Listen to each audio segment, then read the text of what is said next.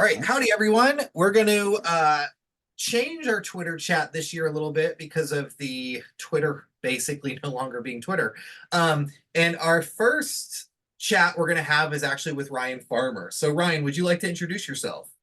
Sure. Hi, I'm Ryan Farmer. I'm the director of the Master's in Educational Specialist degree program in school psychology at the University of Memphis. I also direct their Psychological Services Center.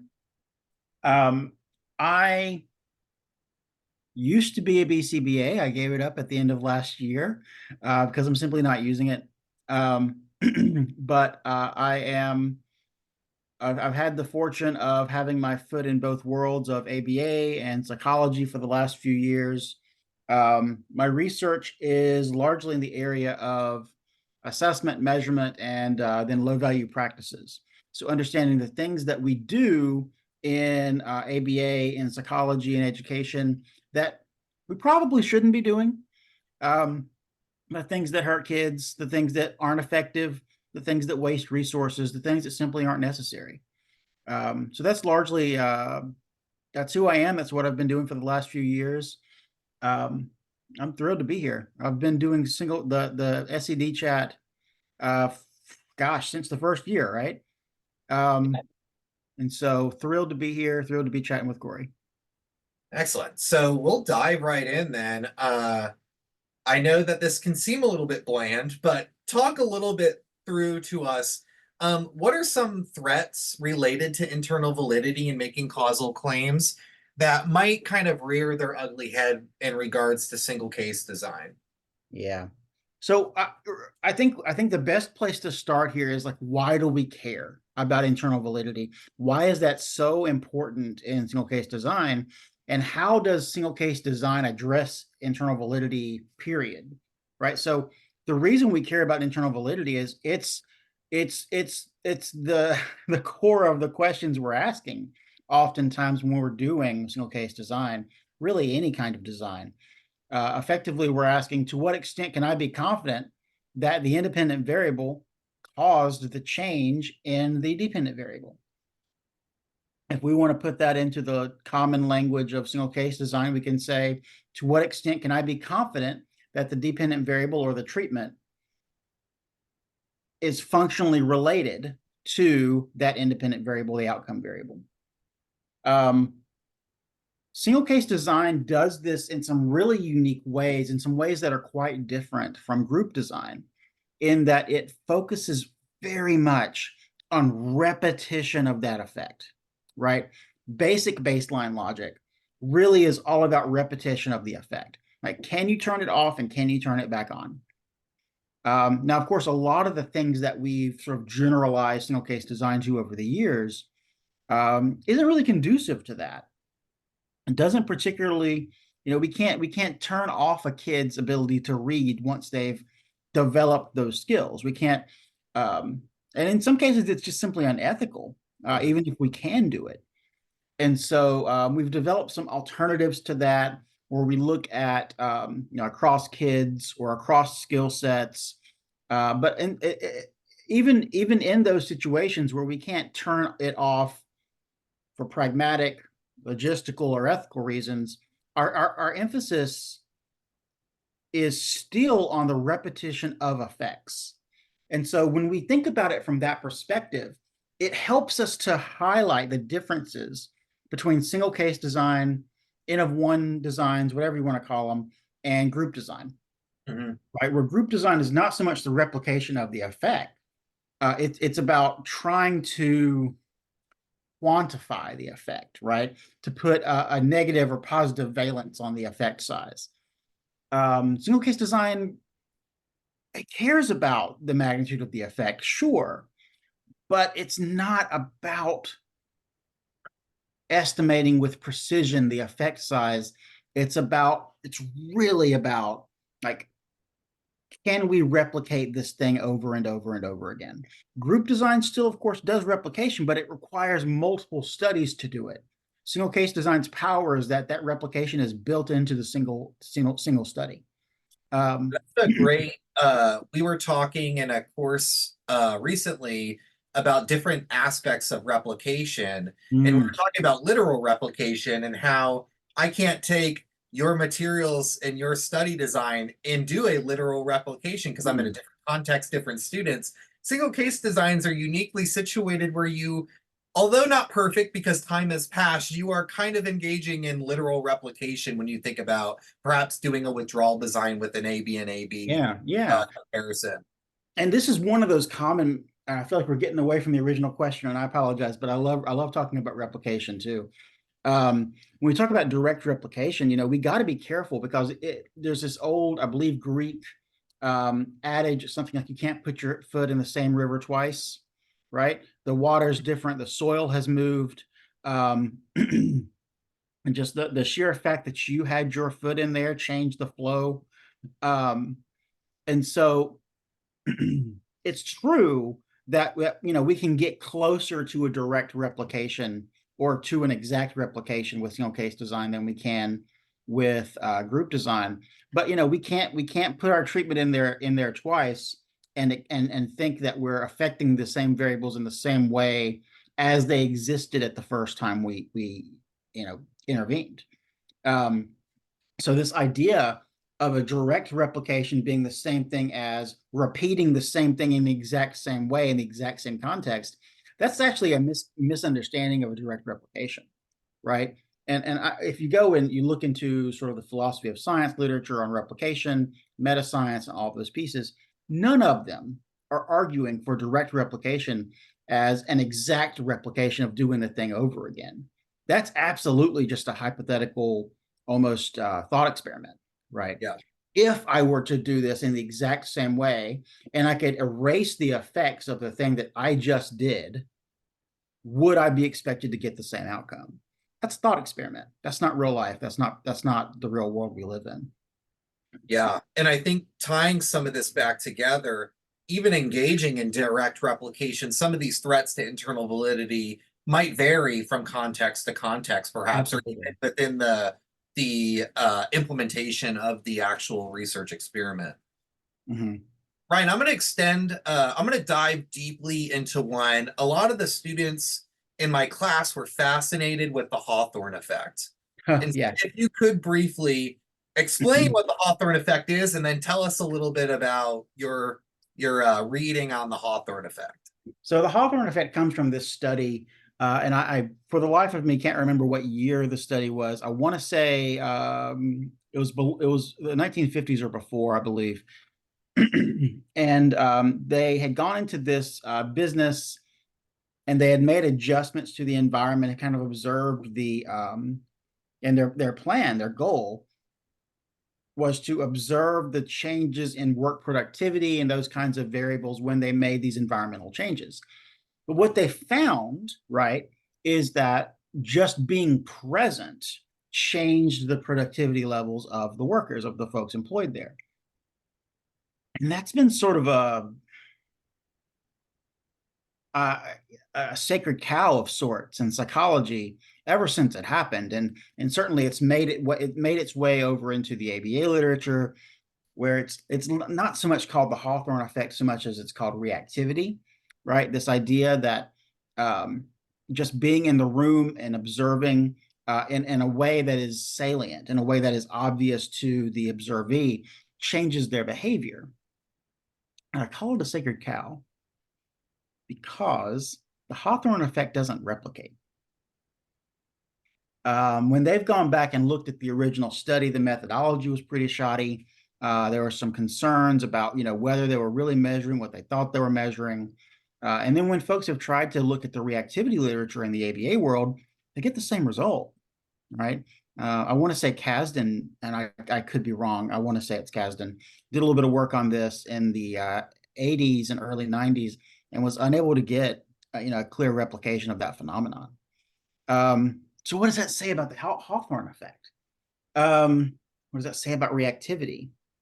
I think that from a research perspective, from a pure logic perspective, it makes sense to affect the environment in as few ways as possible that aren't necessary for our intervention, right? I think that makes good sense. It helps us to rule out extraneous variables. Um, and even if, we were conflating the Hawthorne effect or reactivity with experimenter bias, which seems to have potentially been the case in the Hawthorne experiment originally. Um, think about Clever Hans here. Also, is kind of a classic example of that. Um, then, removing ourselves from that as much as possible. Obviously, it's not entirely possible. Um, is going to help us to make the argument that what we observe is how they generally respond in that natural context. Um, that said, do I think that we should call back to reactivity or the Hawthorne effect? Probably not. I think we should probably just be conscientious of our influence on the environment outside of our intentional influence on the environment. Yeah, that's great. And I think this is where understanding the context in which you're working in could make this more potentially less likely to play a role. I'm thinking about some of the single case studies focused on enhancing practitioners' fidelity, let's say. Right. There might be more or less impact there with the researcher being in the room, sitting there watching, the teacher knowing they're being watched, perhaps higher levels of fidelity versus if they don't feel like they're being watched. There's Right. a good study done by Aaron Barton and Jennifer Ledford where they were looking at this in a clinic, and there was potentially, and obviously you're kind of making assumptions here, but potentially impact of when researchers were in the room, fidelity was higher than when they were observing between a Mhm. two-way mirror. So yeah, Right, super but fascinating. to which extent is that reactivity, and to which extent is that experimenter bias? Yeah. Right. There are meta contingencies involved with having your supervisor in the room when you're working versus when they're not. Right. Mhm. It's not just that you have an observer; it's that you have someone in that room who's in charge of the consequences at your place of employment. That's a big difference. Yeah, yeah, spot on. I think it's a great conversation to think through when designing experiments. Okay, I'm gonna roll into something a little bit different, a Okay. totally different thought process here. All right. Um,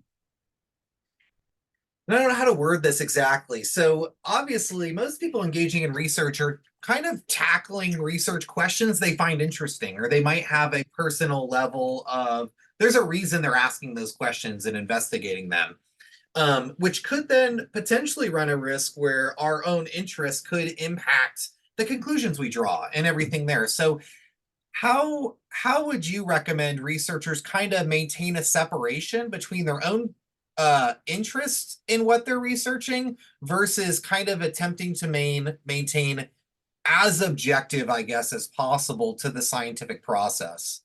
Yeah, I think let's get meta for a second here, okay? What is objectivity in science? What does that really mean, right?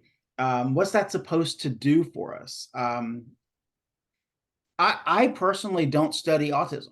I don't study rapport. I don't study reactivity or pairing. I don't study the matching law. In psychology, there's a lot of stuff I don't study. Um, that's not because those things aren't important. It's not because those things aren't valuable or useful to study. It's because I'm not personally interested in them, right? There are a lot of wonderful, wonderful researchers, many of them much better researchers than I am, out there doing really great work, but they're working on topics that they are passionate about, that they're interested in. There has to be an innate interest in. I think we do a disservice by pretending that we can, that we should, that we ought to be completely neutral on the thing that we're studying. Now, we should avoid inserting our own values to the point that we are willing to cherry pick evidence, or that we're going to bias our own results or our methods. Um, Hell, even Skinner told us that when we find something interesting, we should drop everything and study it. Right? I think that this is such an ingrained piece of the mythos and science in general, but especially ABA, um, that folks struggle with this sort of like well, how do I do research I'm not interested in? I don't think that's the point. Mhm, The question really is, how can I be as, I don't even like the word objective, if I'm honest. I prefer rigorous, mhm, careful, conscientious, and aware of the biases that I'm bringing into the situation, right? So I think we sometimes treat personal interest as a bad thing, but it's not. I'm very passionate about understanding why folks continue to use these sort of ineffective practices. I really want to know that. And I get angry when I see those practices in use. I get angry when I see folks out there promoting practices that I know are ineffective or that I believe to be ineffective. Um, I don't think that makes me a bad scientist. I don't think that makes me bad at looking into this. Um, I think what that does is it helps me to be motivated in spite of all the other hurdles that are thrown at you as a scientist, as just a person living their life, as a parent, as a faculty member having to balance service and research and teaching and mentoring and all the other unspoken parts of academia. To keep your eye on that goal, that those big questions of your area. Um, Objectivity in science isn't really about not having personal interest in the topic. I think it's about having guardrails on science, mhm. right? And so when I think about that term, like that, I think that phrase, I'm not entirely positive. I think that phrase comes from Scott Lilienfeld. He may have borrowed it from somewhere else. And he saw guardrails on science, not so much as saying this is how science should be, but so much as saying here are the ways that I'm going to go about doing science such that my biases and other conflating variables don't interfere with the claims I want to make at the end of this. Hmm. Yeah, that's really good. There's the Craig Kennedy single case book has a really good quote near the beginning that is unpacking like the purpose of experimentation and like the ability to separate common sense of like I think this is right versus engaging in experimentation and like kind of testing our hypothesis, as you mentioned, using rigorous methods in order to try to maybe reshape our perspective of a phenomenon which we're investigating. So Mm-hmm. I think that's all great. Yeah, Um, I'm going to comment on that really briefly. If you look at the yeah, philosophy of science literature, there's been lots of discussion about this idea of pseudoscience, right? Where folks are like, well, what is science? And they're like trying to differentiate, like, what is the practice of science or the job of science, and how is that different from math or logic? How is it different from the from literature? How is that different from common sense reasoning? And my favorite philosopher with regard to like epistemology and the construction of knowledge via science is Susan Hack. And Susan Hack is a pragmatist in the sense that she really wants to focus on, well, what are the effects of the thing in the real world? And mhm, I love that. I think that ties so beautifully into what we do with single case design as well, right? Like it doesn't matter if this thing in theory should work. I want to know what it really does. Um, and when she and others along that line talk about the distinction between science and common sense, they don't make a split. You know, it's common sense is experimentation, right? If I'm going to go downstairs and make some bread later, I might try 2 eggs today. If that doesn't work too well for me, I'll try 3. Or I might go back down to 1 if it's a little too custardy, right? yeah, Uh, if it's dry, I'm going to add more butter or more milk or more oil. Um, if it's if it's if it's too wet, I'm going to add more flour, right? If it's not sweet enough, or if it doesn't have that bite, I'm going to add sugar or salt, right? We wouldn't call that experimentation. It's it's just fiddling with a recipe, right? And yeah, then there are even lower versions of that. Think about little kids when they're trying to learn the world around them. We can say they're experimenting with their world, but they're also just playing, yeah, right? What happens if I push this ball right now when it's on the edge of this coffee table? That's playing. It's also experimentation. Now, there aren't particularly good guardrails on that experimentation, right? And so, you know, in that sense, the guardrails analogy I think works really well because it's, but well, how good are your guardrails? And like yeah, professional science, science in this sort of meta community of folks working together to find accepted knowledge, however you want to frame that. We're all about those guardrails and how well we build them. But in much every aspect of life outside of that professional use of science, professional use of experimentation, we do those same kinds of tasks. We do A/B tests all the time in our world, right? Well, which works better for me, Aleve or Tylenol, right? I'm going to try Aleve this time, and I'm going to try Tylenol next time, and I'll see which one seems to get rid of the pain more. But I couldn't control the variables in that. I would still say it's experimentation. Yeah. Right? I don't think that there is a strong like nominal difference between common sense and science. I think that there's some continuation there where the primary variable, speaking metaphorically, is how big and how built up are those guardrails. Yeah. I like that. Thinking more along a continuum versus buckets. All right. Mhm. Let's end our chat with something I know you were very passionate about. Measurement. Tell me all things measurement in single case. Issues you see, strengths you see.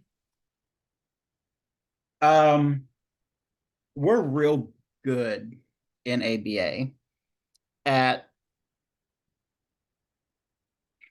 understanding the problem space. Okay, we're very good at understanding the problem space. Here's the thing that is a problem. I want it to go in this direction, or I want it to go in that direction. Here's how I'm going to go about measuring that.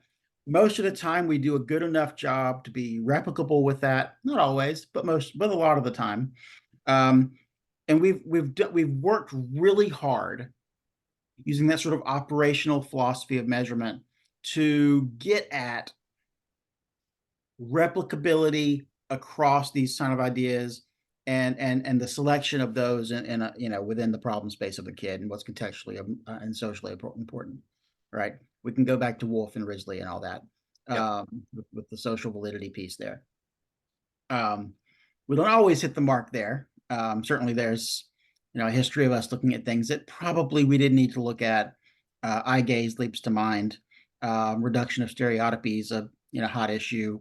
But in general, when we are thinking about how can we engage in experimentation or clinical practice with a particular kid, pretty darn good at identifying like, here is the dimension of the behavior that I care about, and here's how I can try to affect it.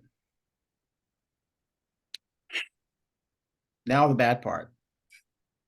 I think that some, but not all, behavior analysts in particular, I would say this is more of a behavior analytic issue than a single case design issue. But there is a proclivity amongst behavior analysts, I think, to be very operational in the way we go about thinking about our variables. And there's nothing wrong with developing an operational definition with all of those aspects that brings along.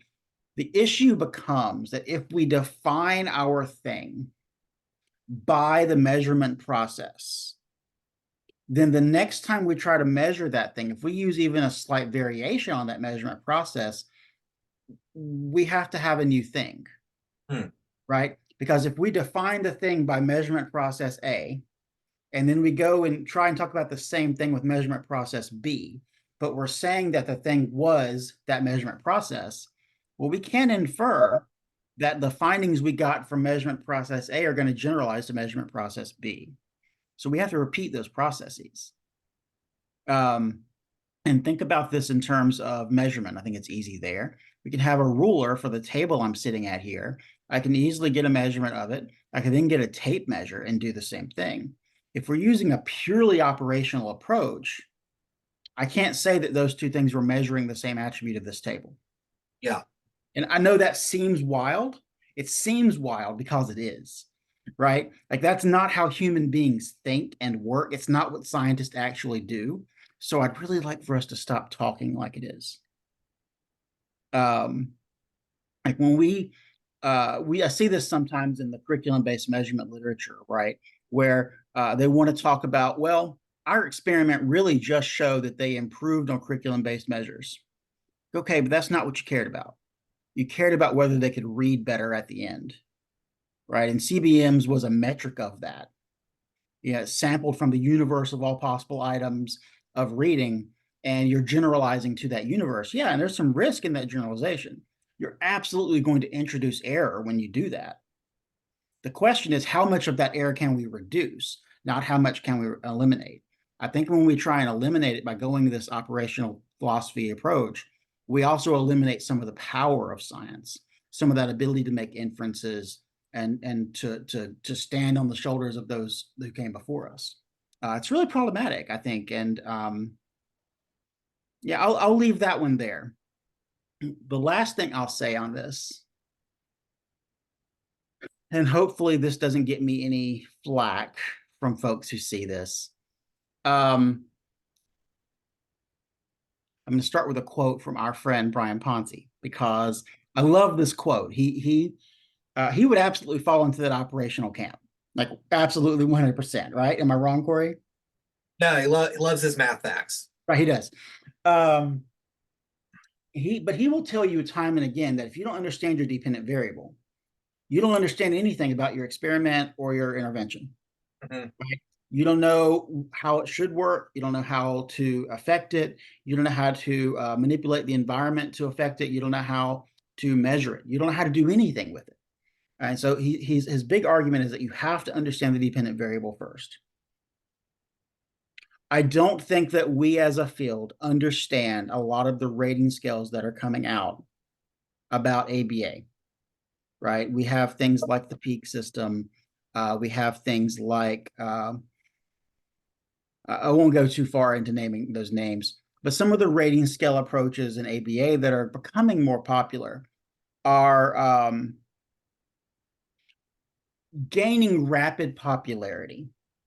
However, I don't think that we have done our due diligence in truly and experimentally demonstrating that those things matter, that those things link to real world outcomes.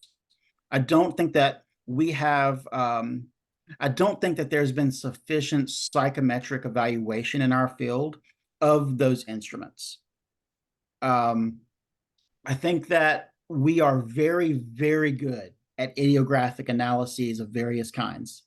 Mhm. But I think when we start talking about some of the conceptual and abstract issues around measurement, I don't think we have experts who are typically attached to our journals who are vetting those things, or at least not regularly. I'm not going to say always.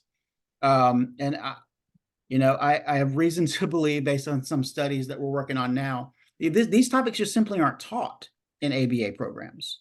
And so it's no fault of the researchers that we have or of the practitioners that we have, but when you don't train someone to be aware of the problems or challenges in a particular method, and then we present them with an array of options from that method, they are also not prepared to detect when there are problems.